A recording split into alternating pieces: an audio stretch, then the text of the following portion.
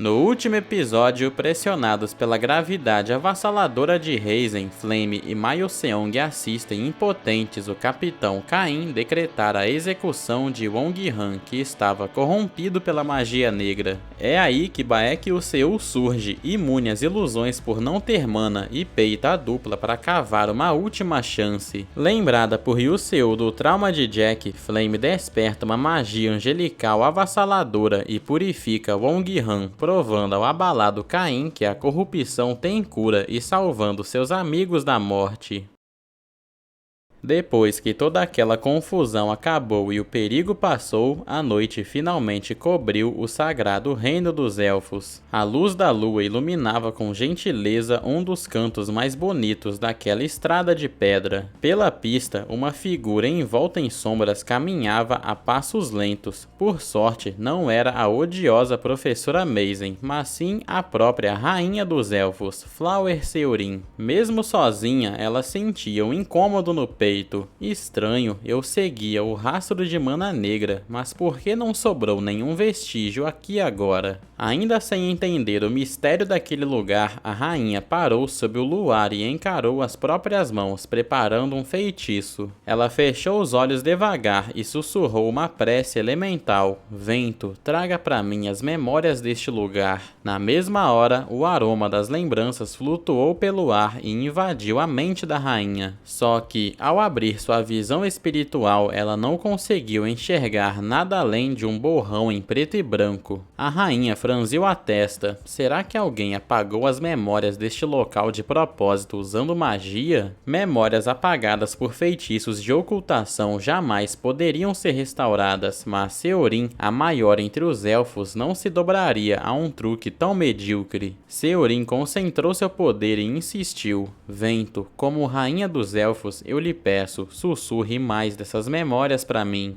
A terra, a brisa, as folhas, as árvores e até as pedras daquele beco começaram a murmurar para ela tudo o que tinha acontecido ali. Mesmo que o invasor tivesse sido meticuloso em apagar cada rastro, alguns fragmentos ainda conseguiram escapar. E a sombra de Baek Yu-Seul era de longe a maior entre elas. Ainda assim, a rainha não conseguia distinguir os rostos com clareza. Aquele ali é o uniforme da Academia Stella? Foi exatamente nesse milissegundo que uma sensação extremamente bizarra e chocante atravessou a mente de Seurin. Esse cheiro não pode ser. Era uma fragrância impossível de esquecer. Por mais que tentasse duvidar dos próprios sentidos, aquele aroma pertencia, sem sombra de dúvidas, à deusa Ifanel. Mas como isso seria possível se Ifanel está em um sono eterno no fundo do seu próprio jardim secreto? Isso está relacionado com a pessoa que invadiu o jardim secreto um tempo atrás? Conforme o tempo passava, as poucas memórias que restavam iam se desgastando e uma dor de cabeça violenta a atingiu.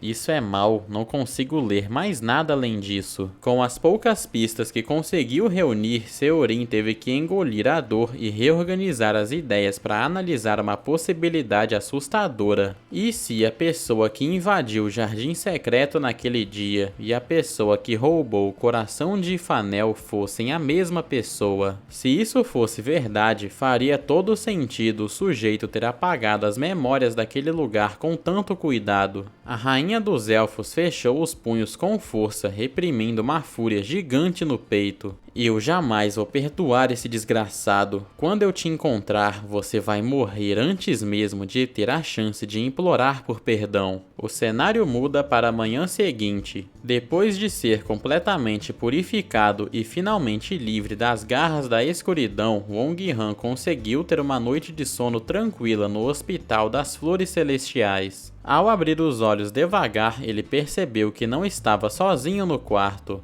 Ele reconheceu a figura de Flame na hora. A garota deu um sorriso acolhedor enquanto descascava uma maçã, olhando para ele com carinho. "Ah, você finalmente acordou."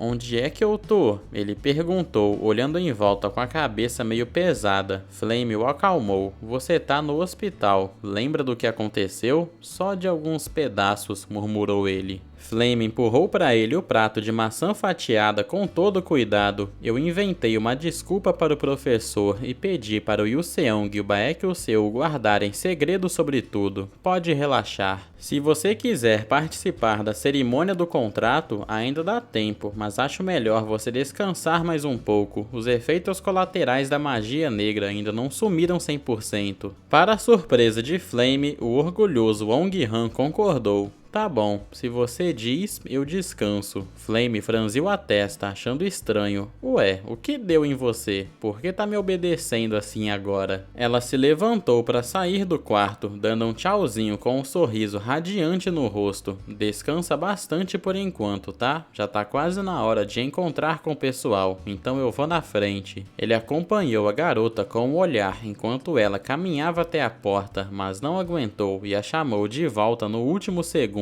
Flame, a garota travou o passo, virou o rosto e olhou para ele, curiosa. O que foi? Ele até abriu a boca para falar, mas desistiu no meio do caminho, engolindo em seco. Depois de um silêncio constrangedor e prolongado, ele acabou soltando uma frase totalmente torta. Não é nada, deixa pra lá. Flame nem se incomodou e fez piada. Ué, do que é que você tá falando? Mas ó, assim que você tiver alta desse hospital, se prepara porque você vai ter que me pagar muita comida cara, ouviu? Você é podre de rico, então já vai preparando o bolso, entendeu? Ele encarou a garota sem acreditar no que ouvia. Vendo que ela não estava mais triste ou carregando aquele peso no olhar, um sorriso sincero e calmo finalmente brotou no rosto dele. Pode deixar, respondeu Wong-Han na hora. Você vai poder pedir o quanto quiser.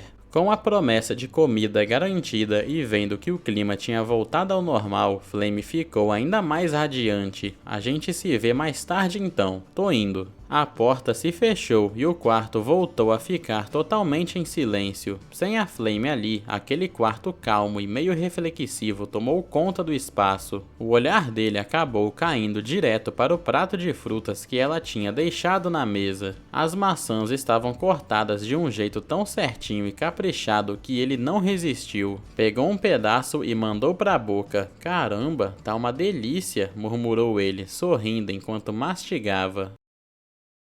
O instrutor Lee Han-wal reuniu todos os alunos da Estela, mantendo uma postura rígida e a cara fechada de sempre. A partir de agora, vocês entrarão nas raízes da árvore celestial para o pacto sagrado com os espíritos. É um espaço isolado e o ambiente lá dentro é completamente diferente do mundo real. Vocês terão exatamente uma semana. Apenas o terceiro nível está liberado. O quarto nível possui barreiras seladas, então nem pensem em chegar perto. No mais, desejo boa sorte a todos. Com os avisos dados, os alunos formaram uma fila e começaram a atravessar o portal. O sistema anunciou: Episódio 7, a cerimônia do contrato familiar. Baekhyuseo estava com sua expressão de tédio de sempre, mas assim que ele passou pelo portal e pisou lá dentro, sua expressão mudou na hora e suas bochechas até ficaram meio coradas com o impacto do lugar. A paisagem era de um verde extremamente vivo e bizarro, parecia que alguém tinha derramado um galão gigante de tinta verde fluorescente em todo o cenário. Caminhando um pouco mais, Yuseou deu de cara com algo estranho em um canto do caminho, uma poça de líquido verde brilhante perto dos seus pés. Ele se agachou e deu uma cutucada no fluido com a ponta do dedo, analisando. Deve ser só um espírito de rank 7, não oferece perigo nenhum. As bestas espirituais eram classificadas por estrelas, o rank 7 era o mais baixo e o rank 1 o topo absoluto, estágio anterior a uma besta divina, porém a chance de contrato até com o menor ranking era só de 5%. E o Seu soltou um suspiro, limpando a mão. Que saco, mas bom, isso não importa muito pra mim. O caminho é longo, então vou no meu próprio ritmo. Enquanto isso, de volta ao lado de fora, no portal onde os estudantes acabaram de atravessar, 2 guardas elfos vigiavam a passagem. Vendo que a movimentação tinha acabado, um deles comentou: "Parece que todos os alunos já entraram. Podemos fechar a barreira agora?" Mas o outro impediu. "Espera aí, acho que tem mais um aluno vindo." Lá no fundo, uma figura envolta em mistério, escondendo totalmente a sua identidade, caminhava a passos lentos na direção dos dois. Antes mesmo que os guardas pudessem questionar, uma rajada brutal de magia negra explodiu do nada. Sem a menor chance de reação, os 2 guardas foram atingidos em cheio e completamente engolidos pela escuridão.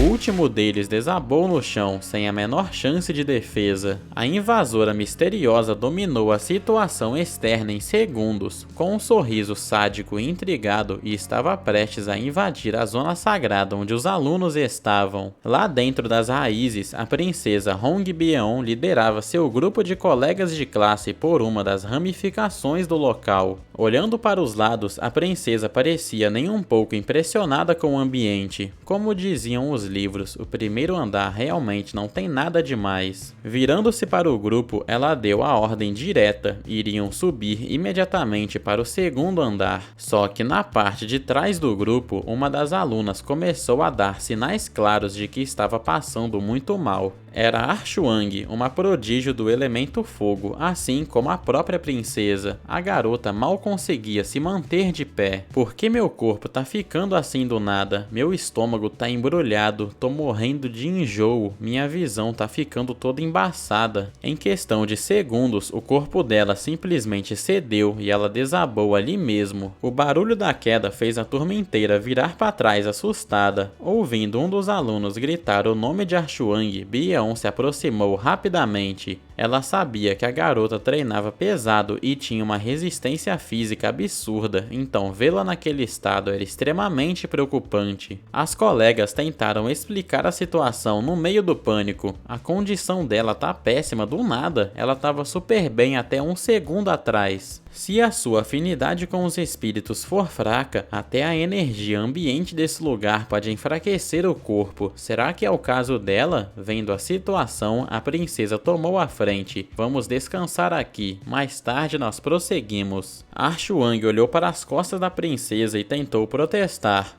Não, eu tô bem. Podemos continuar subindo." Mas a princesa cortou. "Está tudo bem. Não se preocupe com isso. Descansar agora é infinitamente melhor do que se afobar, gastar o resto da sua mana e desmaiar no meio de um momento decisivo." A garota teve que engolir o orgulho, enquanto as outras colegas tentavam acalmá-la. "É isso mesmo, Arshuang. A princesa tá certa. Se recupere com calma." Todo mundo se dispersou pelo andar para investigar a área, deixando Arshuang sozinha, encostada na base de uma árvore gigantesca. A garota arfava pesadamente, com a mão cravada no peito, tentando estabilizar a respiração. "Tá tão difícil de respirar, minha cabeça tá um caos completo. Eu esperei por esse dia por tanto tempo, por que diabos isso tá acontecendo comigo justo agora?" Foi aí que uma sensação bizarra e intrusiva invadiu sua mente, fazendo sua voz ecoar bem no fundo do seu subconsciente. Um talento verdadeiramente assustador. Imagens de figuras desconhecidas começaram a piscar na sua visão, deixando a garota confusa.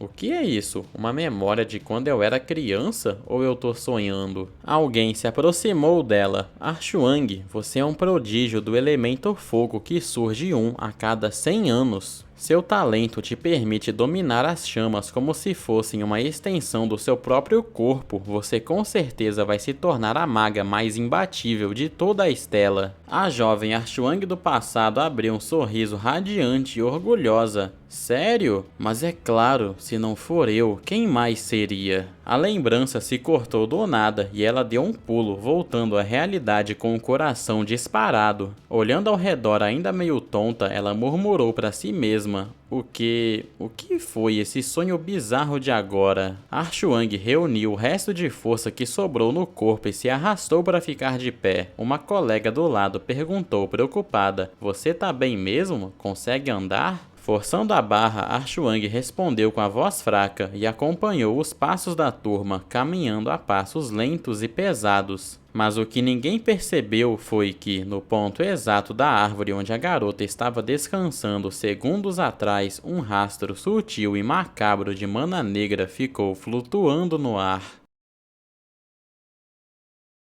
Isso é tão injusto, injusto. Eu me esforcei tanto a vida inteira e você ainda continua zombando da minha cara? A enxurrada de mana negra quase atingiu a princesa, mas a barreira que ela conjurou não conseguiu conter o poder e uma baita explosão consumiu o corpo da Byeon por completo.